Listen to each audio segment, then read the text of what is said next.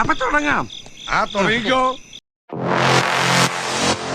ശ്രീ ഉല്ലാസ് ബാബു, ഭാരതാംബ എന്ന് പറഞ്ഞ് രാജ്ഭവനിൽ വെച്ച ചിത്രം, അത് ഏകദേശം രൂപ് കിഷോർ കപൂർ വരച്ച ചിത്രവുമായിട്ട് ഏകദേശം സാമ്യമുള്ള ചിത്രം അതായിട്ട് വിചാരിക്കാം. പക്ഷേ അതിൽ ത്രിവർണ്ണ പതാകയല്ല.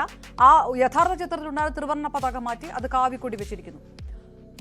ഭരണഘടനയായിട്ട് യാതൊരു ബന്ധവുമില്ലാത്ത, അല്ലെങ്കിൽ ഇന്ത്യ എന്നുള്ള രാജ്യം, ആ രാജ്യത്തിന് നിലനിൽപ്പടക്കം അംഗീകരിക്കാത്ത ഒരു ഭൂപടം അതിന് പിറകിൽ പ്രതിഷ്ഠിച്ചിരിക്കുന്നു. ഇത് രണ്ടും ചെയ്ത ശേഷം ഇത് അംഗീകരിക്കില്ല എന്ന് പറയുന്നവരുടെക്കെതിരെ പ്രതിഷേധം ഉയർത്തുക, അവരൊക്കെ രാജ്യദ്രോഹികളാകുക, ദേശവിരുദ്ധരാകുക, എന്ത് മുതലെടുപ്പാണ്? മനസ്സിലായില്ല? മനസ്സിലാക്കി തരാം.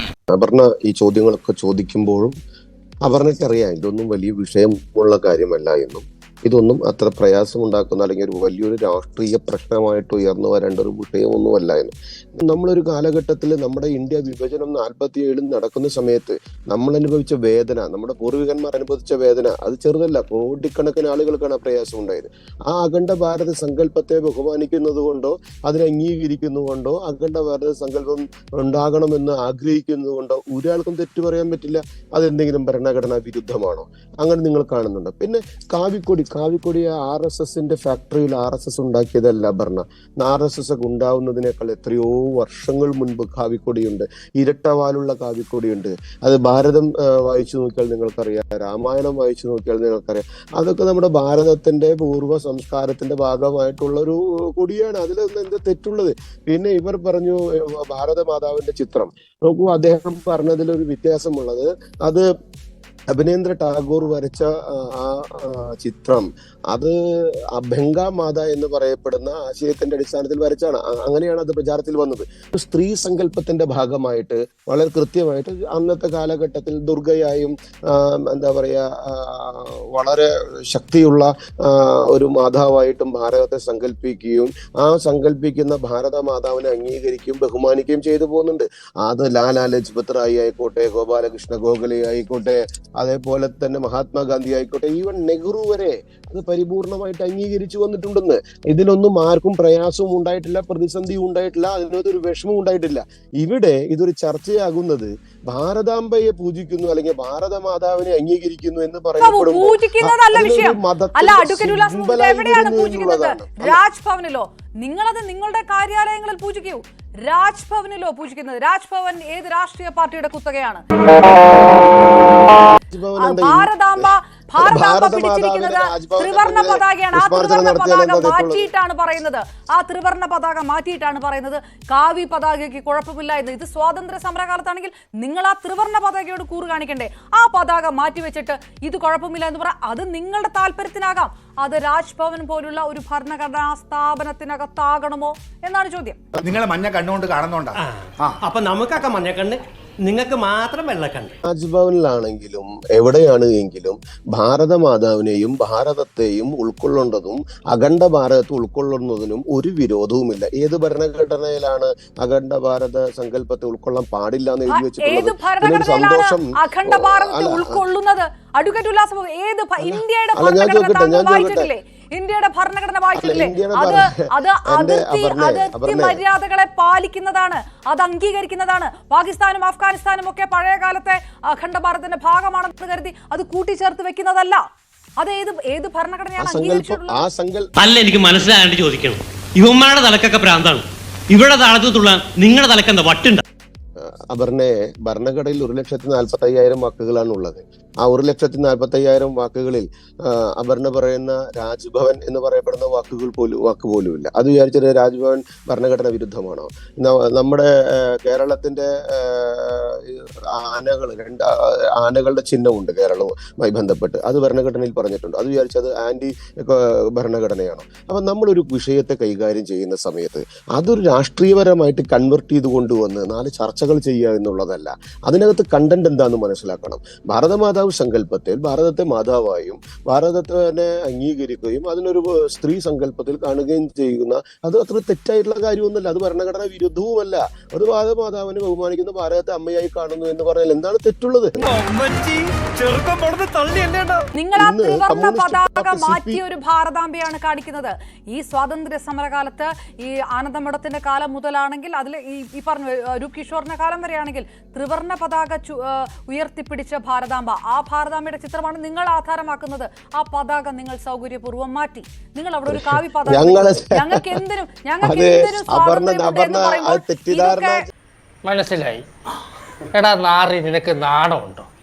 തെറ്റിദ്ധാരണാജനകമായിട്ടുള്ള ജനങ്ങളിലേക്ക് അനാവശ്യമായിട്ടുള്ള ഒരു ചർച്ച അപർണ ഉണ്ടാക്കുന്നതാണ്. അപർണത്തിന്റെ ചരിത്രം എടുത്തു നോക്കിക്കഴിഞ്ഞാൽ ഇരട്ടവാലുള്ള കാവ്യ എന്ന് പറയപ്പെടുന്നത് RSSന്റേതല്ല അപർണ. അത് നിങ്ങൾ തെറ്റിദ്ധരിപ്പിക്കപ്പെടുന്നതാണ്. നോക്കൂ, ത്രിവർണ്ണ മുൻപ് തന്നെ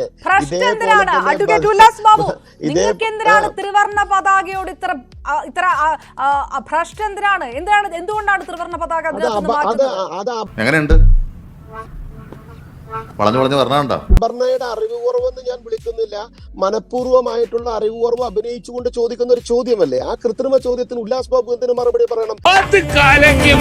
RSSനെയും BJPയുടെയും ത്രിവർണ്ണ പതാകയോട് വിരോധമുണ്ടെന്ന് പറഞ്ഞാൽ അത് അറിവ് കുറവിന്റെ നിറകുറവാണ്. ഞാൻ പറയാനുള്ളത് മുഖത്ത് നോക്കി പറയും. അതിന്റെ ചെറുപ്പം പോലെയുള്ള ശീലം. നിങ്ങൾ എന്തിനാണ് ആ പതാക മാറ്റിയിട്ട് ഞങ്ങളുടേതായ ഒരു ഭാരതാംബ ഇവിടെ വെക്കുന്നു, ഞങ്ങളുടേതായ ഒരു ഭാരതാംബ വെക്കുന്നു, നിങ്ങൾക്ക് ഇഷ്ടമുള്ള കൊടി കൊടുക്കുന്നു, നിങ്ങൾക്ക് ഇഷ്ടമുള്ള ഭൂപടം കൊടുക്കുന്നു? ഇത് അംഗീകരിക്കാത്തവരൊക്കെ ദേശദ്രോഹികളും ദേശവിരുദ്ധരുമായി മന്ത്രിയുടെ വീട്ടിലേക്ക് നിങ്ങൾ മാർച്ച് നടത്തുന്നു, അവിടെ വിളക്ക് വെച്ച് പ്രതിഷേധിക്കാൻ പോകുന്നു. കാര്യങ്ങൾ മനസ്സിലായില്ലേ? മനസ്സിലായി. ഉടായിപ്പല്ലേ? അപർണ പ്രഷറോടുകൂടി ചോദിച്ചുകൊണ്ട് ഞാൻ പ്രഷറോടുകൂടി ഒന്നും മറുപടി പറയില്ല. ഞാൻ അത് നല്ല രീതിയിൽ തന്നെ മറുപടി പറയുള്ളൂ. എനിക്കിന്ന് വളരെ സന്തോഷകരമായ കാഴ്ച ഉണ്ടായി. പറഞ്ഞ തൃശ്ശൂരിലെ ബിനോയ് വിശ്വ ഉണ്ടല്ലോ, അങ്ങനെ മുഷ്ടി ചുരുട്ടിട്ട് വിളിക്കുകയാണ് ഭാരത് മാതാ കി ജയ്. നല്ല കാര്യം. അങ്ങനെയുള്ള ബിനോയ് വിശ്വന്മാരൊക്കെ തിരിച്ചു വിളിക്കട്ടെ. ഭാരത് മാതാവിനെ അംഗീകരിക്കാനും ഭാരതത്തെ ബഹുമാനിക്കാനും ഭാരത മാതൃത്വം അംഗീകരിച്ച് മുന്നോട്ട് പോകാനൊക്കെ ഇവരൊക്കെ തയ്യാറായല്ലോ. ഈ ചർച്ച കൊണ്ട് അങ്ങനെയെങ്കിലും ഒരു ഉപകാരം ഉണ്ടായി.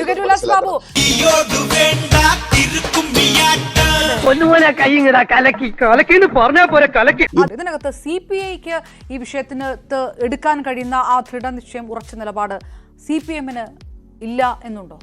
1929-ലും 1931-ലും ഇന്നത്തെ RSSന്റെ ആദിമരൂപമായിരുന്ന, അങ്ങനെയാണല്ലോ ഈ തറയിലിഴയുന്ന അണലി പിന്നീട് അതിന്റെ പടം പൊഴിച്ചത് മുറ്റിക്കഴിയുമ്പോൾ അത് മരത്തിലേക്ക് കയറി കൊമ്പേറിയാകുന്നത് പോലെ, രാഷ്ട്രീയാധികാരം കിട്ടുമ്പോൾ RSS BJP ആകുന്നത് പോലെ RSSലേക്ക് ഹിന്ദു മഹാസഭയുടെ വളർച്ച എന്നുള്ളത് എങ്ങനെ? ആ മുസ്ലിം ലീഗുമായി നോർത്ത് വെസ്റ്റേൺ ഫ്രോണ്ടിയർ പ്രോവിൻസിലും അന്നത്തെ അവിഭക്ത ബംഗാളിലും സർക്കാർ ഉണ്ടാക്കുന്നതിന് വേണ്ടി ഹിന്ദു മഹാസഭ നിലപാടെടുക്കും, സർക്കാർ ഉണ്ടാക്കി മുന്നണി ഭരണം നടത്തുകയും ആ ഭരണത്തെ സവർക്കറടക്കം ന്യായീകരിക്കുകയും ചെയ്തിരുന്നു എന്നതും, ആ സവർക്കറിന്റെ ചിത്രത്തിന് മുന്നിലാണ് കേരളത്തിലെ ബഹുമാനപ്പെട്ട പ്രതിപക്ഷ നേതാവ് പോയി വിളക്ക് കൊളുത്താനായി പോയത് എന്നുള്ളതും മറ്റൊരു കാര്യം. സമ്മതിക്കണം, നിന്റെ വായിൽ എങ്ങനെയാടാ ഇത്രയും പെട്ടെന്ന് ഇത്രയും വലിയ നുണകൾ വരുന്നേ? ഇവിടെ ദേശീയ ഭൂപടത്തെ തെറ്റായി പ്രചരിപ്പിക്കുന്നത് കുറ്റകരമാണ്. പാർലമെന്റ് പാസാക്കിയ നിയമപ്രകാരം ഇന്നലെ ഗവർണർ രാജ്ഭവനിൽ അദ്ദേഹത്തിന് അങ്ങനെ അവിടെ ഏത് ചിത്രവും വയ്ക്കാം. അദ്ദേഹത്തിന്റെ ഭാരതാംബയുടെ ചിത്രം വെക്കാം, എന്റെ വീട്ടിൽ വെച്ചിട്ടുള്ള ഭാരതാംബയുടെ ചിത്രം വെക്കാം, ഇവരുടെ പലരുടെയും വീട്ടിൽ വെച്ചിട്ടുള്ള ഭാരതാംബയുടെ ചിത്രം വെക്കാം, സ്വന്തം അമ്മയുടെ ചിത്രം വെക്കാം, അതൊക്കെ വെക്കാം. വ്യക്തിപരമായ സ്വാതന്ത്ര്യമാണ്. ഒരാളുടെ വീട്ടിലേക്ക് അത്തരത്തിൽ ഔദ്യോഗിക വസതിയായാൽ പോലും അവരുടെ പ്രാർത്ഥനാ മുറിയിലോ അവരുടെ കിടപ്പ് മുറിയിലോ അതല്ല അവരുടേതായിട്ടുള്ള വ്യക്തിപരമായി അവർ ക്രയവിക്രയം ചെയ്യുന്ന ഒരു മുറിയിലോ അത്തരം കാര്യങ്ങൾ എന്ത് നടക്കുന്നു എന്നുള്ളതിനെ സംബന്ധിച്ച് we should not be a peeping Tom. അങ്ങനെ അവരുടെ കുളിമുറിയിലേക്കൊന്നും എത്തി നോക്കേണ്ട കാര്യമൊന്നുമില്ല. പച്ചവെള്ളം ചവച്ചു കുടിക്കണ പഞ്ചപാവം അങ്ങോട്ട് ഇറങ്ങിയില്ലേ? വ്യക്തിപരമായ സ്വാതന്ത്ര്യങ്ങൾ കുറയും. സ്ഥാപനം അല്ലെങ്കിൽ ആ ഉത്തരവാദിത്തം വഹിക്കുന്നവർ ആ മര്യാദ പാലിക്കേണ്ടേ എന്നുള്ളൊരു ചോദ്യമുണ്ട്. സ്വാതന്ത്ര്യ സമര ചരിത്രകാലത്തേതല്ലാത്ത ഒരു ഭാരതാംബ ഉണ്ടാക്കി, അഖണ്ഡ ഭാരത ഭൂപടം ഉണ്ടാക്കി, അത് അംഗീകരിക്കാൻ കഴിയാത്തവരൊക്കെ നിങ്ങൾക്ക് ദേശവിരുദ്ധരാണ്. ഇതാണ്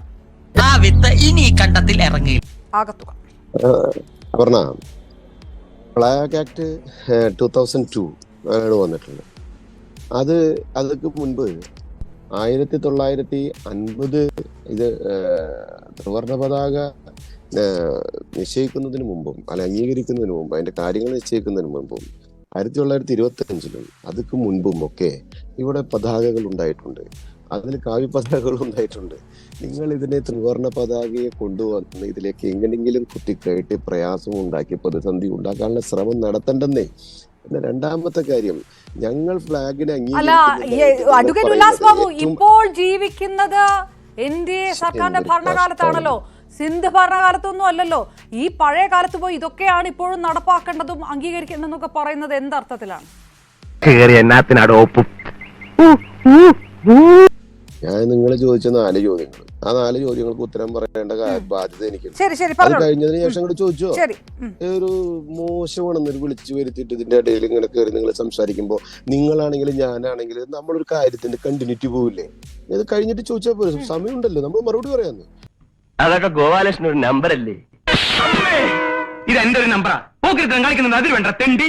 രണ്ടാമത്തെ കാര്യം നിങ്ങൾ ചോദിച്ചു, എന്താ രണ്ടാമത്തെ കാര്യം ചോദിച്ചാൽ ഞാൻ മറന്നത്. നിങ്ങള് ദേശീയ ഭൂപടം തെറ്റായി പ്രചരിപ്പിക്കുന്നതിലെ അഖണ്ഡ ഭാരത സങ്കല്പത്തെ തെറ്റായി പ്രചരിപ്പിച്ചു എന്ന് നിങ്ങൾ വരുത്തണ്ട. അഖണ്ഡ ഭാരത സങ്കല്പം പരിപൂർണമായി തന്നെ അംഗീകരിക്കുകയും ബഹുമാനിക്കുകയും ഒക്കെ ചെയ്തിട്ടുണ്ട്, ചെയ്യുന്നുമുണ്ട്. അതിലൊരു തെറ്റുമില്ല എന്ന് കൃത്യമായി തന്നെ പറയുന്നു. അതിൽ തെറ്റ് നിങ്ങൾ കാണുന്നുണ്ടെങ്കിൽ നിങ്ങളുടെ കാഴ്ചപ്പാടിന്റെ കുഴപ്പമാണ് എന്നുള്ള ആ കാര്യം ആദ്യം പറഞ്ഞത് തന്നെ. രണ്ടാമതും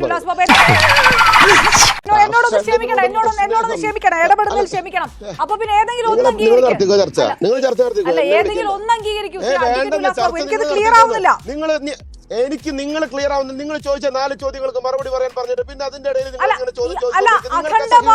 അഖണ്ഡ ഭാരത ശരി എന്നാ നിങ്ങൾ മുഴുവൻ പറയും, അതിനുശേഷം ഞാൻ ചോദിക്കാം. എനിക്ക് അഖണ്ഡ ഭാരത വേണ്ടെന്നേ. ഓക്കെ ശരി. അഡ്വക്കേറ്റ് മഞ്ജുള അഗംജയൻ, അദ്ദേഹം അഖണ്ഡ ഭാരത ഭൂപടവുമായിട്ട് ബന്ധപ്പെട്ട് അതാണ് അംഗീകരിക്കുന്നതെന്ന് പറയുന്നു. അതാണോ ദേശീയ ഭൂപടമാണോ അംഗീകരിക്കുന്നത്? ഏതെങ്കിലും ഒന്നാണല്ലോ അംഗീകരിക്കുക, രണ്ടും കൂടെ ഒരുമിച്ച് എങ്ങനെയാണ് അംഗീകരിക്കുക എന്ന് എനിക്ക് മനസ്സിലായില്ല. അദ്ദേഹത്തിന് അത് ഇഷ്ടപ്പെട്ടില്ല ആ ചോദിച്ചത്. എന്തോ അല്ല, എന്റെ അമ്മായി നമ്മുടെ മുമ്പിൽ ഒഴിച്ചു. തൽക്കാലം ഇത്രയും മതി, വരട്ടെ.